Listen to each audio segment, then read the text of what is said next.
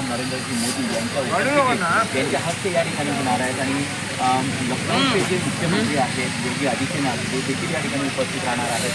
सर्वात महत्त्वाचं म्हटलं म्हणजे जे कारसेवक होते ते देखील या ठिकाणी उपस्थित राहत असून भारतभरातील साधू संत या मंदिराच्या उद्घाटनाला उपस्थित राहणार आहेत. आपल्यासोबत काही भक्त या ठिकाणी आलेले आहेत जी कारसेवक राहून चुकलेले आहेत त्यांची भावना या ठिकाणी आपल्याला मिळणार आहे. तो आप प्रतिदान वो टाइम का हिंदी वो कभी आंखों से ओझल नहीं हो सकता और जब जब आंखें खुलती है तो उस नर पिशाच को सिर्फ गाली देता हूँ जिसके कुल में तारक हाल भी नहीं बचेगा, पालन हाल भी नहीं बचेगा. मुल्ला मुलायम सिंह यादव जिसने असल मायने में मेरे खून को इस धरती पे बिखेर करके मुझे जीने का धन्य सौभाग्य दिया कि हे राम तेरे काज के कारण मेरा भी लहू इस पवित्र भूमि पर पड़ा है.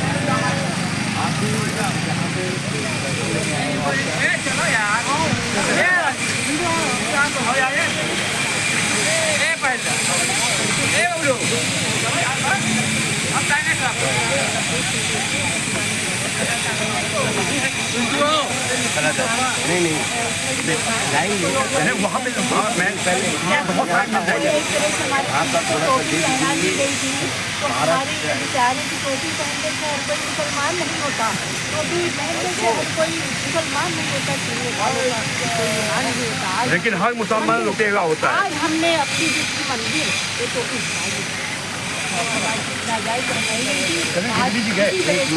जी कहीं नहीं गए, अंदर होंगे, राकेश जी आए याद आती है होली से बार में देखी अपनी आंखों से देखी उनकी माता को जिसमें भी सभी से कपड़े लिखने पड़े थे उनको जमीन कपाल किया गया था. हत्थे बच्चों को उसकी गोलियाँ चलाई गई थी. याद नहीं जी वहाँ पे पुलिस बहुत कम थी. ये मुल्ला मुलायम सिंह ने गुंडों को, मवालियों को, बदमाशों को, रामदोइयों को वर्दी पहना करके बंदूकें हाथ में दे दी थी. मैं तो छुपा हुआ था एक गली के अंदर, एक कोहली के अंदर, वहाँ से निकाल के मारा जा रहा था. मतलब एक दुश्मनी निकाली जा रही थी. छोटी छोटी जगह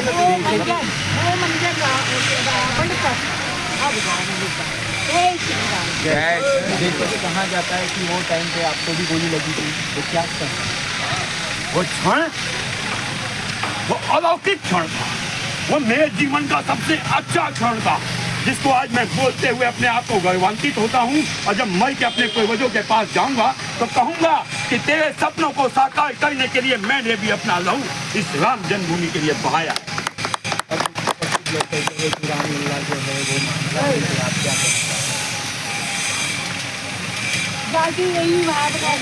प्रभु मूरत देखी जाकी रही भावना जैसी, प्रभु मूरत देखी कैसी कौन कहता है. जिनकी बापों ने उनकी माओ को तलाक दे के छोड़ दिया था वो कहीं कहीं से अपवित्र खून लेके आ गई. वो गंदा खून, बदला हुआ खून हमारे राम के ऊपर बोल सकता है. वरना संसार के अंदर इस भारत भूमि को छोड़ो, पूरे संसार के अंदर भगवान राम के ऊपर कोई ऐसा शख्स नहीं जो उंगली उठा सके. जिनके माँ का चरित्र खराब, जिनकी बहन का चरित्र खराब, जिनका खून गंदा, वही भगवान के राम के ऊपर आक्षेप या अनर्गल प्रलाप कर सकते हैं. जैसे कि आप 500 साल से राह देख रहे थे यहाँ पे मंदिर बनेगा, अब तो मंदिर बन गया. अब आगे राम जन्मभूमि बन गया ना भाई. काशी मथुरा बाकी है. मैं काशी का रहने वाला था. मेरे पिताजी मेरी उंगली पकड़ करके किसी ज्ञान बाबी में ले जाते थे और नंदी को जल चढ़ाते हुए बताते थे कि मेरा बेटे, इसमें मेरा भगवान शिव कैद है. एक दिन तुझे इसे भी आबाद करना है, आजाद करना है. तो मैं अपने इन महाकाल से एक ही वचन मांगता हूँ कि हे महाकाल, मेरे जीवन यात्रा को इतनी लंबी करना कि मैं वो दृश्य देख सकूं जब मेरा ज्ञान वापस आजाद हो जाए.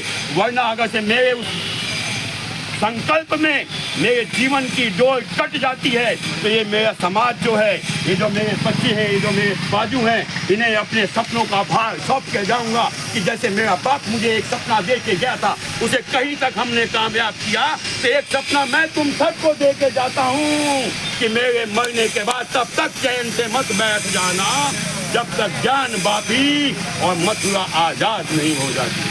एक लास्ट सवाल है, दीपक भाई आपसे बात कर रहे थे, दीपक भाई बोल रहे हैं कि ये भाजपा जो है ये मतदान के लिए ये बड़े स्कूल के मंदिर का काम कर रही है, आप क्या कहना चाहोगे? बिल्कुल बिल्कुल, अरे जब ताकत आएगी तभी तो सब मंदिर आजाद होंगे। तो मैं तो हिंदुस्तान के हर युवक से, हर स्त्री से, हर पुरुष से एक ही शब्द कहना चाहता हूँ कि जब सत्ता पे अपने मन मुताबिक आदमी बैठा दोगे तभी तुम्हारे राम, तुम्हारे कृष्ण, तुम्हारे शंभू सब आजाद होंगे। तो सत्ता के लिए तो वो भी लड़ रहे हैं ना, उन्हें खत्म करना है राम की विचारधारा, उन्हें खत्म करना है कृष्ण की विचारधारा। आपने देखा यही पापी लोग थे जो राम का प्रमाण मांगते थे, 20 वकील खड़ा कर देते थे। अकल्पनीय है ये कि हिंदुस्तान में रहते हुए मेरे आराध्य के ऊपर कोई उंगली बैठा दे और हम चुपचाप बैठे होते हैं। मैं अपने आप को नपुंसक की श्रेणी में गिनता हूँ। काश कि मैं मुसलमान होता और मेरे पैगंबर पे किसी ने एक शब्द कहा होता तो आज तक उसकी गर्दनें कट चुकी होती। और मैं अपने आप को घृणित, अपने आप को नपुंसक, अपने आप को एक डरपोक, अपने आप को एक कायर मानता हूँ कि मेरे राम जन्मभूमि, मेरे राम के ऊपर उंगली उठाने वाले, उनकी उंगलियां आज भी खड़ी है। जय श्री राम। बस आप क्या कहना चाहोगे? देखिए जी, सर्वप्रथम मैं ये कहना चाहता हूँ तमाम विपक्षी पार्टियों को जो रामलला की कुछ दिन तक आज वो बन रहे हैं, जनोधारी बन रहे हैं। कल वो कहाँ थे जब उनकी सत्ता थी, तब हमारे रामलला टेंट में विराज रहे थे। आज नरेंद्र मोदी साहब को धन्यवाद देता हूँ, कोटि कोटि नमन करता हूँ, जिन्होंने करोड़ों हिंदुओं की भावना को समझते हुए आज रामलला को अब मंदिर में बैठाने का कार्य किए। इसलिए मैं हर भारतवासियों से यही अपील करता हूँ, भाजपा को ही मत दे, अन्यथा सब चोर है। मोदी जी संघर्ष करो, हम तुम्हारे साथ हैं। योगी जी संघर्ष करो, हम तुम्हारे साथ हैं। अब मैं छोटी सी एक बात आपसे कहूँगा, पहले भी हमने एक ही नारा दिया था, रामलला हम आएंगे मंदिर वही बनाएंगे। आज रामलला का भव्य मंदिर बनने पूरा हो चुका है। अब क्षण पल बच गया है जो हम रामलला को टेंट से उठा के उनके महलों में विराजमान करेंगे। अब एक ही नारा है, रामलला के दर पे आके हमने लगाया है, रामलला हम आएंगे, हिंदू राष्ट्र बनाएंगे। रामलला हम आएंगे, हिंदू राष्ट्र बनाएंगे।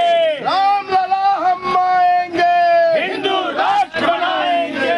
रामलला हम आएंगे, हिंदू राष्ट्र बनाएंगे। ट्रेनमधून रामलल्लाला उठवून आता